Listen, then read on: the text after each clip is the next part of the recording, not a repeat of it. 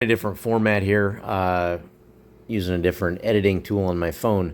The purpose of this video is to describe and also show how to attach the Timber Tuff chainsaw guide, the milling guide, to the 2x4, to the log, to the chainsaw, and how I'm using this to cut up wood in a relatively safe manner. I'd seen another guy here on YouTube using a bungee cord where the log hit the bungee cord, it activated the trigger, and then the log would hit the top of the bar and cut. And it was a pretty sound method. I just thought that I'd have a chance of cutting my face off with the way it was set up, just because I'm clumsy, and so I figured it'd be a little bit safer for me to be behind the chainsaw. So I'm gonna show a video of how this works, and then I'm gonna go through how to attach the Timber Tuff guide to everything and make it all work. Used to. Okay, anyway, enough of me running my suck. Let's go ahead and try this thing, see what happens.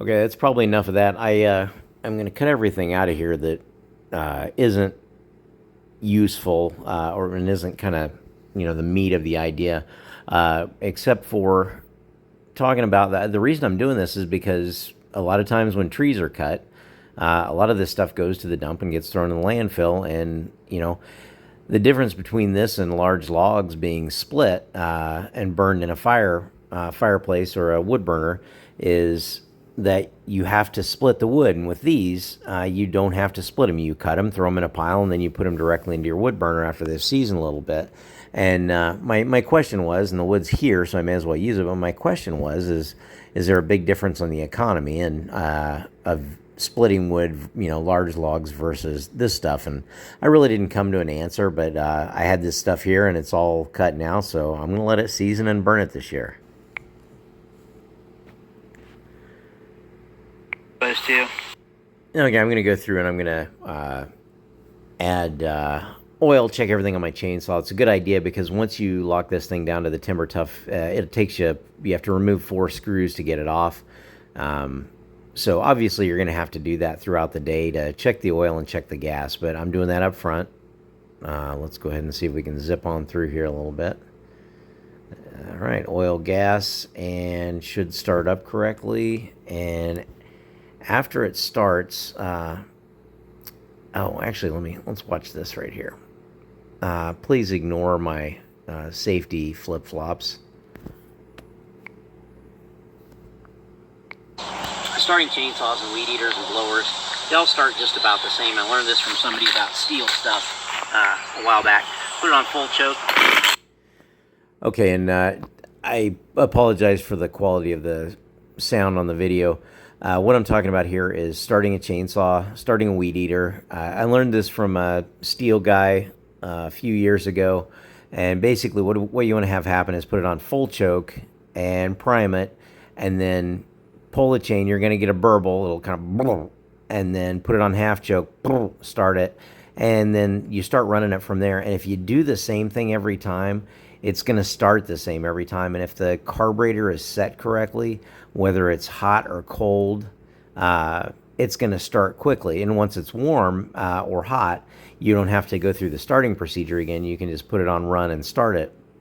But the idea is that you should not have to mess around with a chainsaw, which I have invariably done over the years and never liked it, but I've gotten it now to where if it's not running right, I stop and I fix it. And while I was doing this today, it did not run well.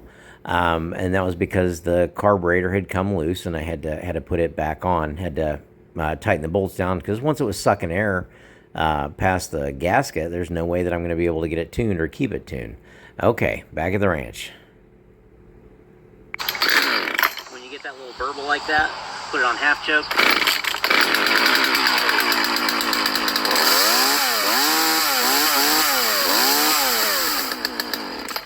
What I'm going to set up over here. All right, I'm going to shut this off, bring some stuff out to set up what I'm going to do and what the actual point for cutting beams.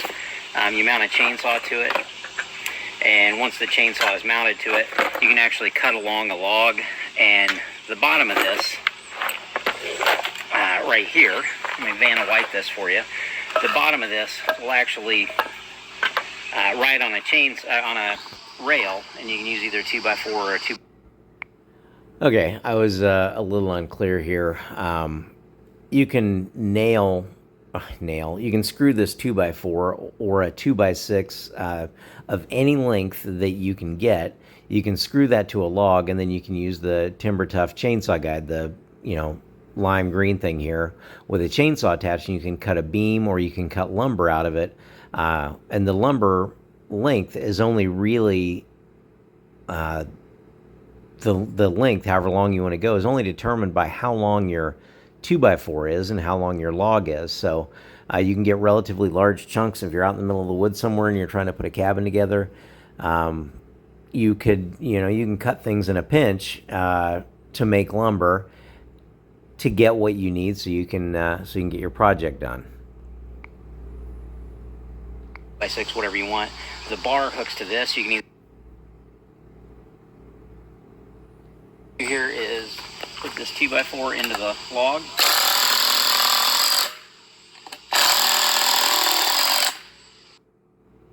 What's going to happen is once this is mounted to the Timber Tuff is going to be mounted to the 2x4, and then the saw is going to be mounted to the Timber Tuff milling guide. And then what we're going to do is we're going to put wood in front of here, and we're going to cut it. And that way we're behind the saw, we're pushing stuff through here. There's another guy that's got a great video where he's got a down, and there are whole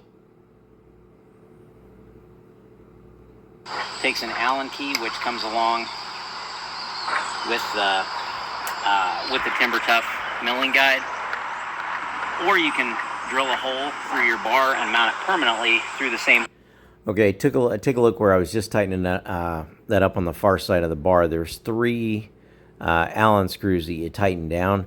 If you don't tighten those very tightly, if you noticed it just kind of rocked forward. The chainsaw will actually rock forward, and then the chain is going to ride along the bottom of the guide and end up tearing the chain up. So make sure you get that extremely tight, or you're going to have some problems there.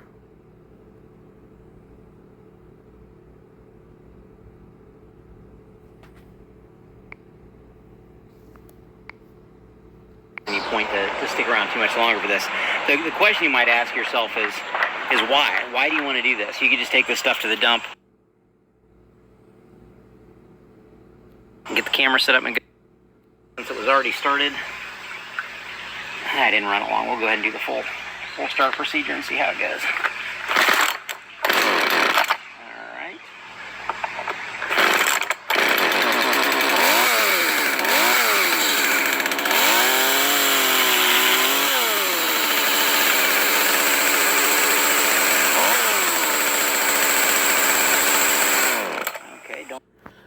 Okay, I didn't like the way that was sounding there. This video is completely out of order, but hopefully you got a good idea of how to attach the Timber Tuff chainsaw guide and use this for cutting branches, that type of stuff up to burn.